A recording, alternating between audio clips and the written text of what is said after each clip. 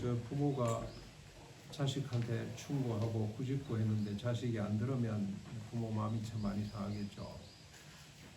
부모가 뭔가 꾸지람을 할 때 자식들이 빨리 깨닫고 잘못했습니다. 잘 듣겠습니다. 그러면 부모 마음이 오히려 위로가 되죠. 저희 집에 큰아이는 꾸짖으면 바로 그냥 항복을 합니다. 잘못했어요. 그러고 다음날 그러고 미안해서 내가 지 얼굴을 잘 못 보면 지가 먼저 웃으면서 다가와서 아빠 괜찮아요. 안아주기도 하고 그러네요. 우리 막내는 이야기를 하면 그래 볼까 해버립니다. 그냥 끝내라 이 말이죠. 빨리. 그럼 더 이상 할 말이 없어가지고 잘하겠다는데 그냥 막 그냥 끝을 내고, 둘째는 절대로 지가 이해가 안 되면 수용을 안 합니다. 끝까지 항의를 하고 달라들고, 그래서 말을 하다가 그냥 부모들이 그냥 포기를 해야 될 때가 많습니다. 하나님이 이스라엘 백성들에게 경고하시죠. 참 하나님 마음이 어땠을까?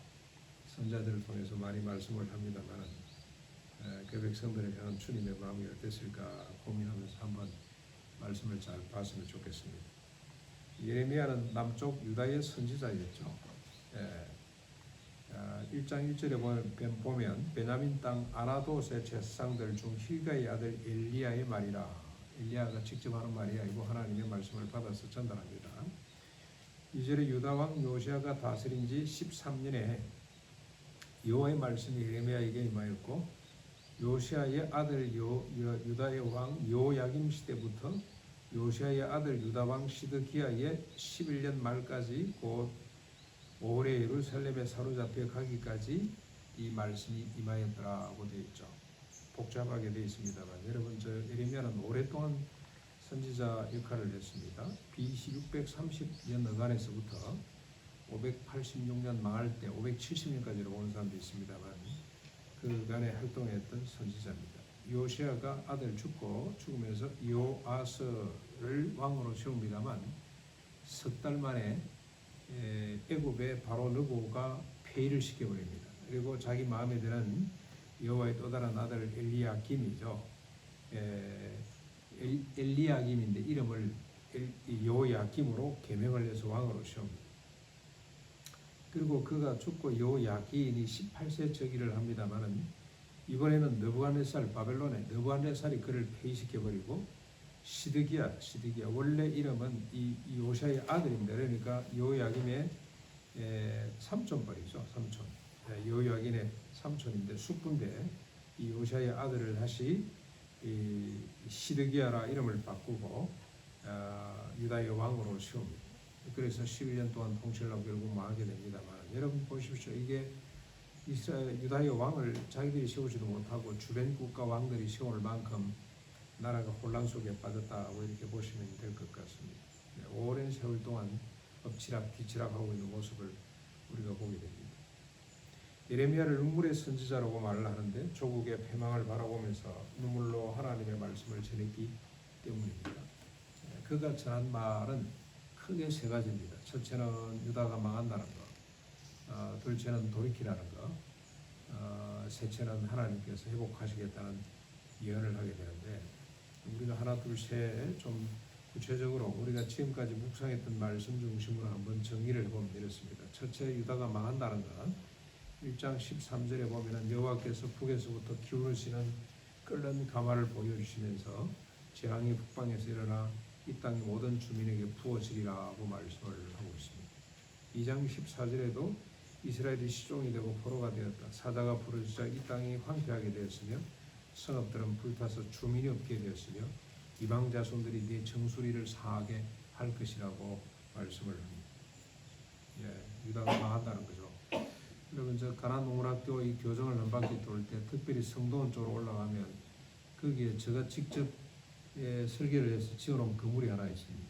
얼마나 사람들이 많이 몰려왔던지 이 시설이 모자라고 숙소가 모자라가지고 성도원 숙소 위에다가 파넬로 예쁘게 집을 하나 지어놨는데 그 집이 아직까지도 멀쩡히 잘 있더라고요. 폐허처럼 돼 있죠. 폐허처럼.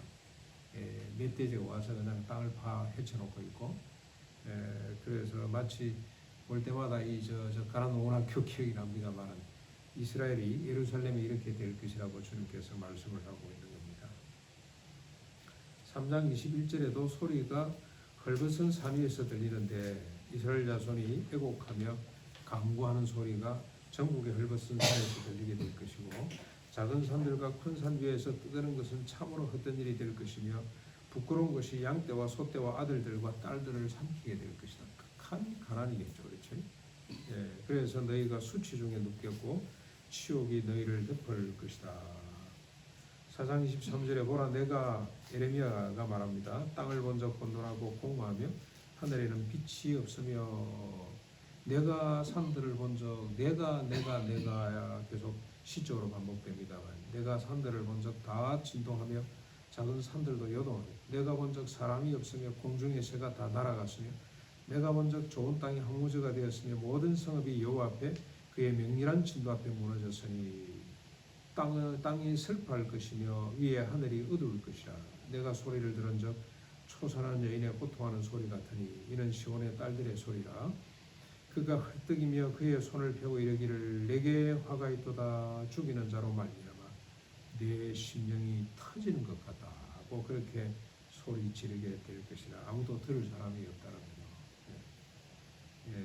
특별히 농원학교 위에 성도원 쪽으로 올라가면 벼처럼 되어 있는데 오늘처럼 비가 우중충 오는 날은 더 음산하죠. 더 음산한 그런 장면을 연상해 볼 수가 있겠습니다. 하나님께서 이렇게 징계하시는 이유가 뭡니까?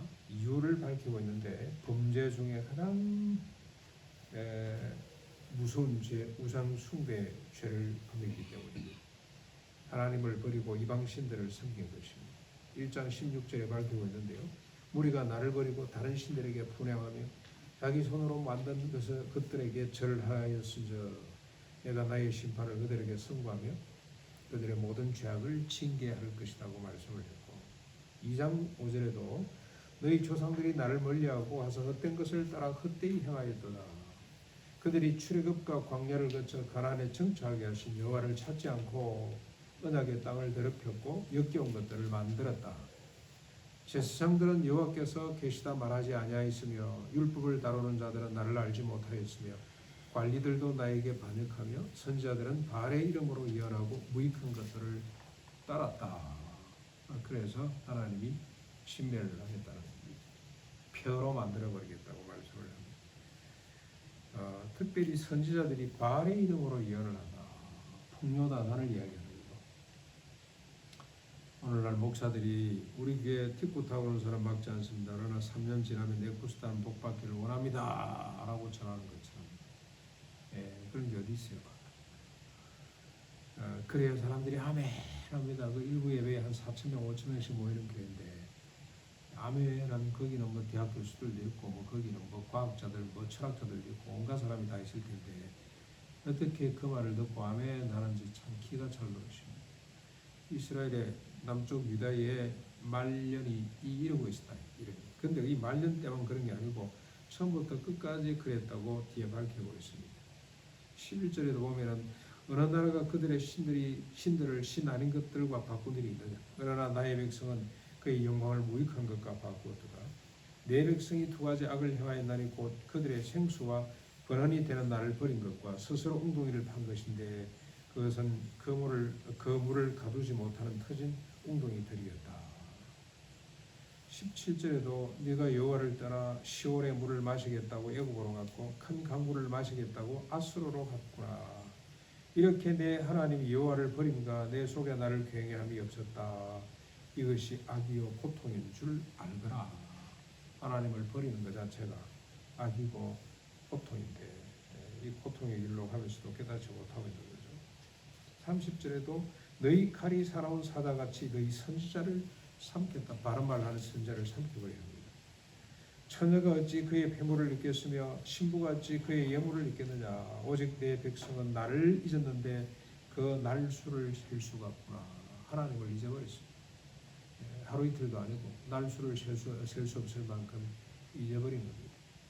그리고 34절에 내 옷단에는 죄 없는 가난한 자를 죽인 피가 묻었는데 그들이 네 담 구멍을 뚫었기 때문이 아니라 이래가지고 맞아 죽는 수는 혹시 있겠습니다만 그래서 배고파서 담을 뛰어넘어서 도둑질하다가 들켜 죽은 것이 아니라 오직 이 모든 일, 나를 잊어버린 것 때문에 나타난 현상이라고 밝히고 있습니다. 3장 2절에 내 눈을 들어 헐벗은 산을 보라. 네가 행함하지 아니한 곳이 어디 있느냐. 그러고도 내가 창리의 낯을 가졌으므로 수치를 알지 못한다. 산마다 우상들을 세워놓고 섬겼다. 특별히 여러분 솔로몬 말년에 가도 솔로몬 때만 해도 얼마나 많은 우상들을 끌어다녔던지 산에 수풀이 우묵이 있는 곳마다 우상들이 있었다는 표현들이 있죠. 그리고 3장 8절에도 보면은 이스라엘이 간음함으로 내가 그를 내쫓고 그에게 연수를 써주었는데 그의 자매 유다가 두려워하지도 아니하고 자기도 가서 간음했더라. 북쪽 이스라엘이 망하는 걸 보면 알아야 될 텐데 반성하지 않는다는 겁니다. 25절에 너희가 수치종에 눕혔고 치욕에 너희를 덮을 것이니 이런 너희와 너희 조상들이 청년의 때로부터 오늘까지 여호와 하나님께 범죄하여 여호와 하나님의 말씀을 순종하지 아니했다. 말씀 청종하지 않는 것이 범죄하는 것이고 그게 간음이죠. 영적 간음입니다. 5장 11절에도 이스라엘의 집과 유다 집이 내게 심히 반역하였느니라. 그들이 여호와를 인정하지 아니하며 말하기를 여호와께서는 계시지 아니하니 재앙이 우리에게 임하지 아니할 것이요 우리가 칼과 기근을 보지 아니할 것이며 선자들에게는 말씀이었다고 그렇게 말하면서 돌아다닙니다. 이것 때문에 그들이 망한다는 겁니다. 망한다. 진멸당할 수밖에 없다. 그러면서 예레미야 선지자가 외친 두 번째 선언은 두 번째 말씀은 돌아오라는 겁니다. 우상 숭배에서 돌이켜 하나님만을 섬기라고 요청합니다. 3장 22절 반역한 자식들아 돌아오라. 내가 너희를 반역함을 고치리라. 너희의 반역함을 고치리라고 하시는 하나님 말씀을 표현합니다. 4장 1절에도 여호와께서 이르시되 이스라엘아 내게 돌아오려거든 네가 돌아오더라. 네가 만일 나의 목전에서 가정한 것을 버리고 내가 흔들리지 아니하며 진실과 정의와 공의로 여호와의 삶을 두고 맹세하면 나라들이 나로 말미암아 스스로 복을 빌며 나로 말미암아 자랑하리라. 여호와께서 유다와 예루살렘 사람에게 이와 같이 이르노라. 너희 묵은 땅을 갈고 부수고 해치하고는 것입니다. 가시덤불에 파종하지 말라. 지금까지 하는 어리석은 일 그치라 이 말이죠. 유대인과 예루살렘 주민들아 너희는 스스로 할례를 향하여 너희 마음 가죽을 베고 내 여호와께 속하라. 그리하지 아니하면 너희 악행으로 말미암아 나의 분노가 불같이 일어나 사르르니 그것을 끌 자가 없게 될 것이다. 14절에 예루살렘아 내 마음이 악을 씻어버리라. 그리하면 구원을 얻으리라. 내 악한 생각이 네 속에 얼마나 오래 머물겠느냐고 돌아오기를 요청하고 있습니다. 예. 그러나 예루살렘은 예레미야는 예루살렘 거민들 유다가 돌이키지 않을 것이라고 말합니다. 이스라엘의 전체를 보고서도 돌이키지 않은 것처럼 이들도 돌이키지 않을 것이다. 아니 돌이킬 수 없다라고 예언을 합니다. 이들은 스스로 돌이킬 수가 없다라고 3장 10절에 이 모든 일이 있어도 그의 반역한 자매 유다가 진심으로 내게 돌아오지 아니하고 거짓으로 할 뿐이니라. 여호와의 말씀이니라. 하나님께서 이렇게 증언을 했습니다. 4장 22절 내 백성은 나를 알지 못하는 어리석은 자요 지각이 없는 미련한 자식이라. 하나님을 알만한 지식이 없다는 것이죠. 악을 향하기에는 지각이 있으나 선을 향하기에는 무지하도다. 여러분 우리 아이들 보면 내 거야 하는 거는 안 가르치려고 하죠. 이거 네 거야, 내 거야, 내 거야, 내 거야. 어떻게 그렇게 성공하고 이기고 하는 건 안 가르쳐도 우리 막내가 어릴 때 그때 레슬링 많이 보여줬잖아요. 한국 선수가 일본 선수에게 당하고 있다가 이기는 장면인데 주로 그런 걸 많이 보여줬으니까. 그런데 일본 선수가 이길 때 우리 아버지가 잘한다고 해야 아마 손뼉을 쳤던 거야지. 그런데 이제 제가 착각을 한 거예요. 착각. 일본 선수가 이긴다고 할 때 아버지가 이길 때 아버지가 잘한다고 막 웃으면서 박수를 쳤다고 이놈이 뒤에서 우리 아버지 어깨를 막 물었어요. 그때가 한 6살쯤 5, 6살쯤 됐을 때 같은데 근데 어떻게 이기고자 하는 일본을 이겨야 된다는 이 생각은 어릴 적부터 이게 지식적으로 그런 데는 아주 뛰어난데 더불어 함께 뭐 살고 이런 지식은 없어요. 인간들이. 하나님을 향한 지식은 없다는 겁니다. 그걸 지금 밝히고 있습니다. 돌아와야 되는데 돌이킬 수가 없어요. 그럴 만한 능력이 그들에게 없다고 주님께서 밝히고 있습니다. 내 백성은 나를 알지 못하는 어리석은 자고 지각이 없는 미련한 자식이라. 악을 행하기에는 지각이 있으나 선을 행하기에는 무지한 백성이라. 무지한 백성. 그럼 율법을 못 때문에 좋습니다.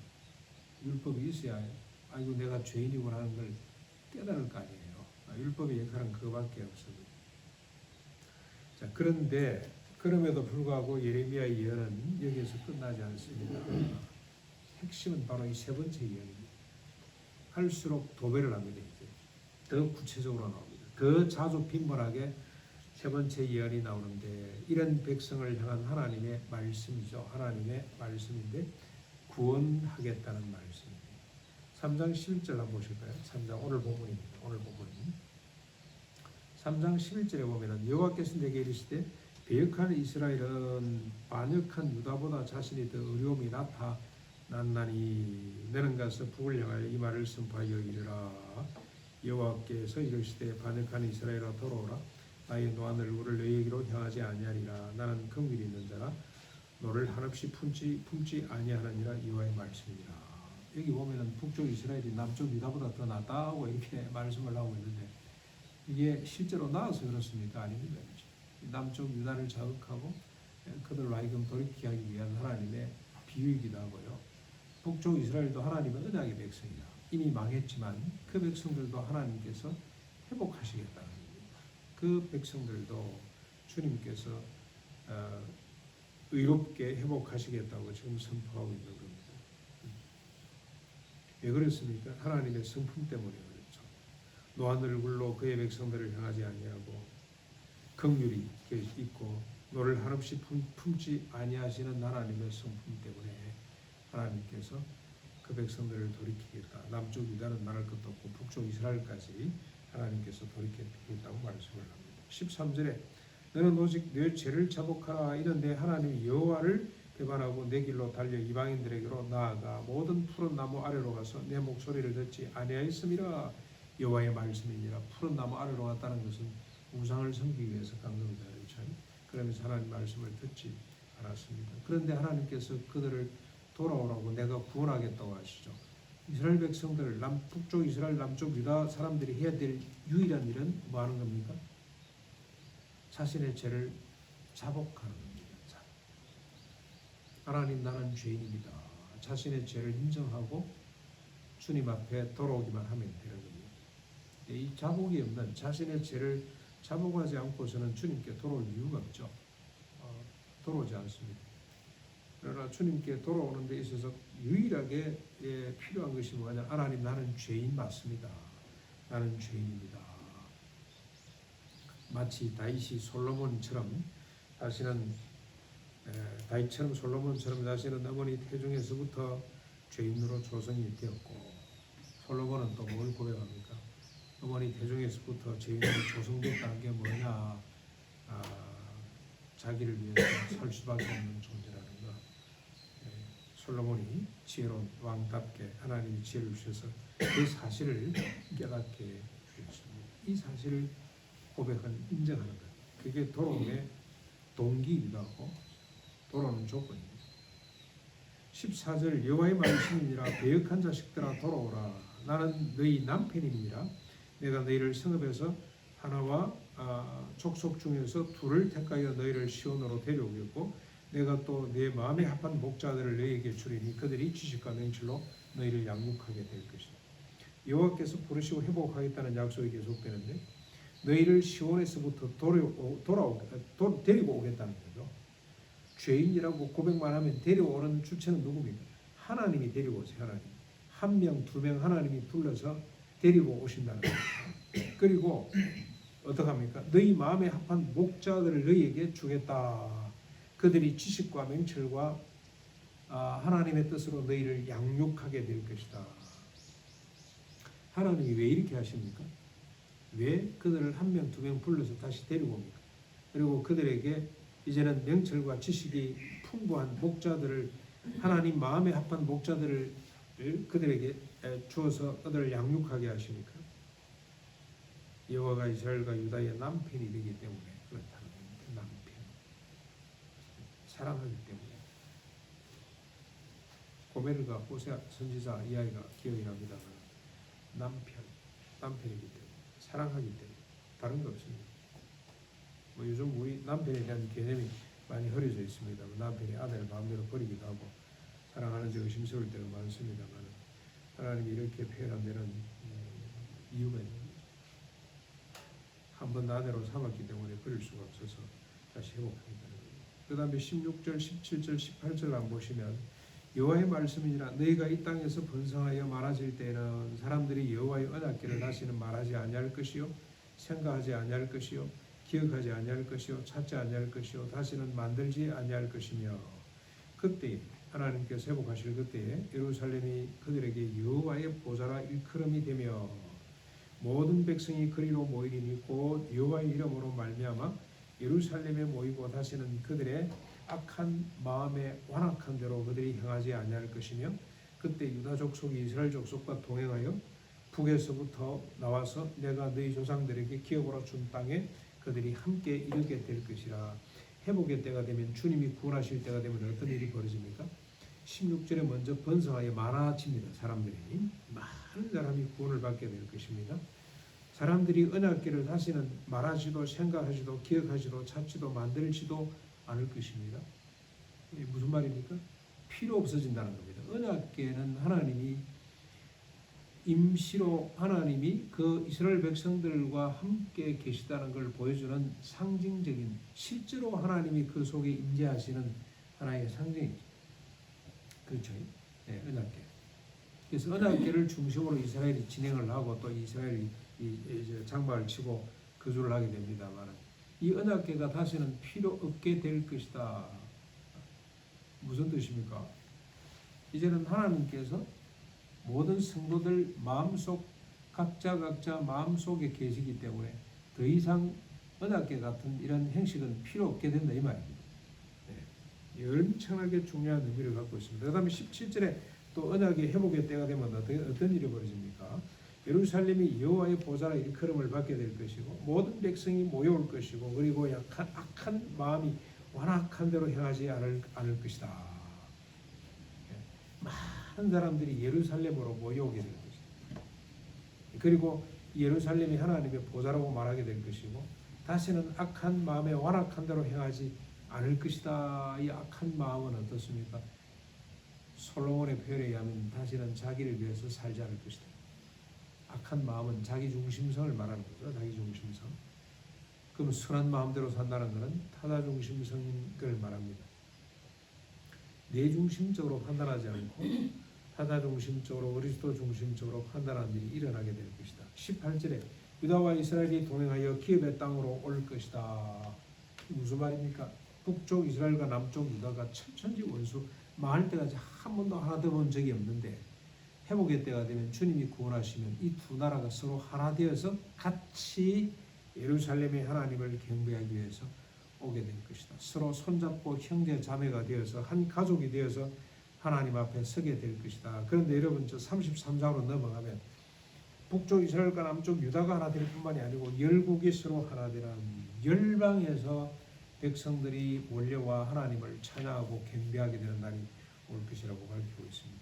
이사야 선지자는 이때 바벨론도 아수르도 애굽도 예루살렘에 같이 모여서 하나님을 찬양하는 역사가 나타나게 될 것이다. 철천지 원수가 되어서 서로 죽고 죽일 수밖에 없었던 민족들이 서로 하나가 되어서 하나님을 섬기는 일이 벌어지게 될 것이라고 그렇게 이야기를 하고 있습니다. 얼마나 영광스러운 순간인지 알 수가 없습니다. 이 회복은 이미 시작이 되었습니다. 오늘 우리에게 의미 있는 것은 이스라엘 백성들 BC 600년 경에는 정말 예언으로밖에 안 들었습니다만 지금은 우리가 이미 성취된 시대에 살고 있는 거죠. 2000년 전에 이미 시작된 하나님의 구원의 역사 가운데 우리가 있습니다. 예수 그리스도 십자가 부활과 성령 부으심으로 나타났습니다. 오늘 우리가 봤던 14절부터 18절까지 약속들이 이미 시작이 되었습니다. 내 마음에 합한 목자들을 주신다고 했는데 누구겠습니까? 예수 그리스도로부터 시험을 받는 교회 지도자들을 말하는 거죠. 예루살렘과 기업의 땅은 바로 교회를 말합니다. 교회를 통해서 약속들이 시작되고 성취될 것이다.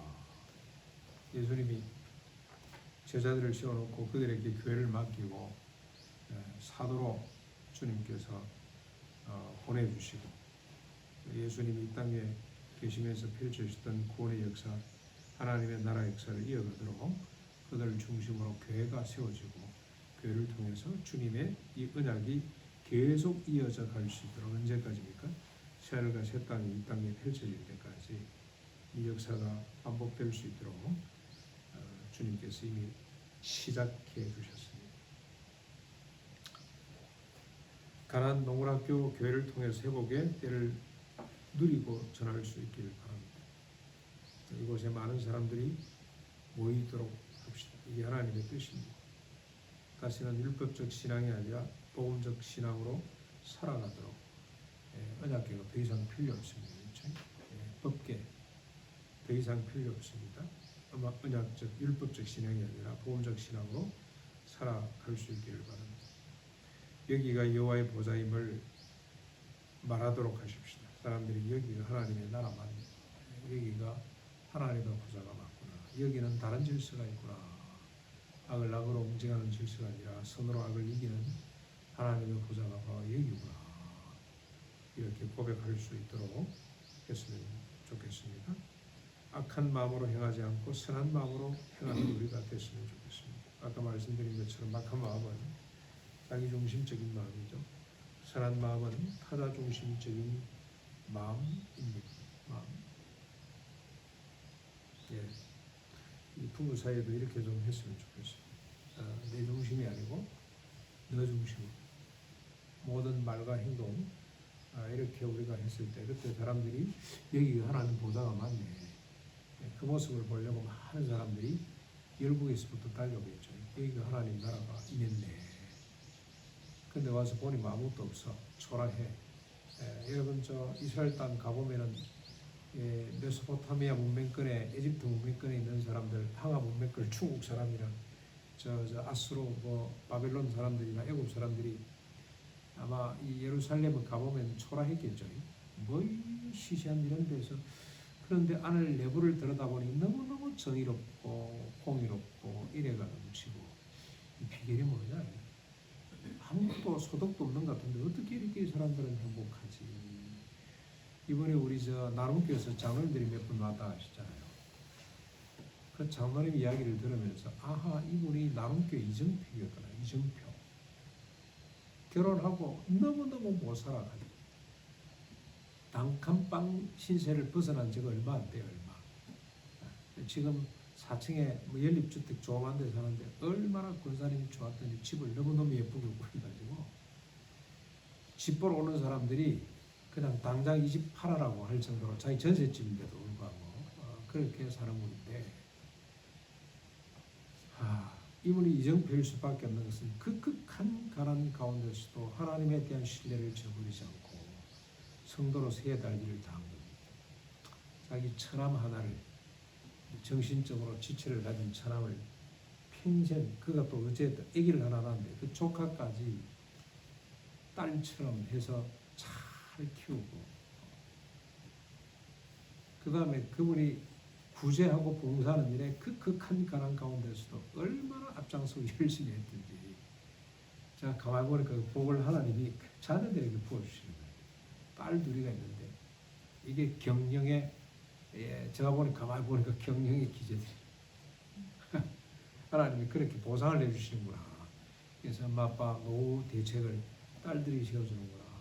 결혼하고 얼마 안 돼서 사이가 그때 6천만 원인가 8천만 원 들고 와서 개인 택시 하나를 빼줘. 그래서 그때부터 이제 용돈이 좀 생기기 시작해가지고 조금 살다가 사고 나서 택시를 처분을 했는데 자기 손녀뻘 되는 아이가 지금 모시고 와서 할아버지 영적 지도자가 되어주시고 우리 회사를 위해서 기도해 주십시오. 그러면서 한 달에 고성처로 용돈을 직원으로 딱 고용해 놓고 용돈을 주시는 겁니다. 그래서 우리 교회도 그런 사람이 있었어. 이무식 집사. 그 큰 어려움 가운데서도 강경 집사가 성가대 콕콕 씻어서 주님 봉사하는 모습을 보이는 목사 백마대 하는 것보다도 뭐 하나님 신뢰하고까지 잘 인내합시다 이런 말 필요 없어요. 그 한 사람 때문에 많은 사람들이 저게 진짜 믿음이구나. 큰 고통 가운데서도 하나님을 원망하지 않고 자신의 역할을 충실히 감당하고 있는. 그래서 하나님은 믿음이 좋은 사람들에게 이렇게 큰을 주는 것이 아니고 고통을 준다는 생각이에요. 그 고통 속에서 빛이 나기 때문에. 여러분 어두워야 이 후레쉬가 밝다는 거 안 보입니까? 그렇죠? 드러나잖아요. 대낮에는 네가 아무리 밝아도 안 보이잖아요. 스마트폰이 얼마나 밝은지. 칠흑 같은 어둠일 때 빛으로 드러나는 것처럼 오늘 가난 노고학교 찾아보니 아무것도 없는데 여기에 있는 성도들의 모습이 너무 아름다워. 악을 악으로 갚지 아니하고 자기 중심이 아니라 늘 타다 중심이다. 아내 중심. 그래서 그 장로님은 지금도 존댓말을 쓰는데요. 각시라 그러고 존댓말을 쓰고 집에 들어오면은 단지 아내하고 좀 더 많은 소통의 시간을 갖기 위해서 방법을 찾다고 오목 반드시 집에 오면 아무리 피곤해도 오목을 5판 뜨고 이렇게 잔대요. 얼마나 어린애같이 천진난만하고 얼마나 보기가 좋은지. 그래서 이분이 이 나눔교회의 이정표가 막 이 한 사람 때문에 얼마나 많은 사람들이 하나님의 나라가 무엇인지를 발견하고 살아갈 수가 있겠구나 그런 생각이 들었습니다. 유다와 이스라엘이 서로 하나가 된 것처럼 우리가 서로 하나 되어서 조국과 인류가 우리를 보고 하나님께 찬송과 영광을 돌리는 역사. 우리 저 김용기 장로 기도실에 올라가면 조국이 온 결에요 안심하라 하도 있고 우리 김범일 이사장이 바에 가면은 세계 빈곤에 우리가 동참하자. 빈곤의 문제를 우리가 풀자. 그런 구호되어 있는데 조국과 인류가 우리를 보고 하나님께 찬송과 영광을 돌리는 역사가 나타날 수 있기를 바랍니다. 이런 믿음으로 가능합니다. 이를 믿는 것이 참된 믿음입니다. 반드시 이 교회는 그렇게 될 것이라고 믿는 것이 참된 믿음인데 이 믿음으로 하나님의 구원의 영광을 누리는 우리 모두가 될 수 있기를 바랍니다. 같이 기도하겠습니다.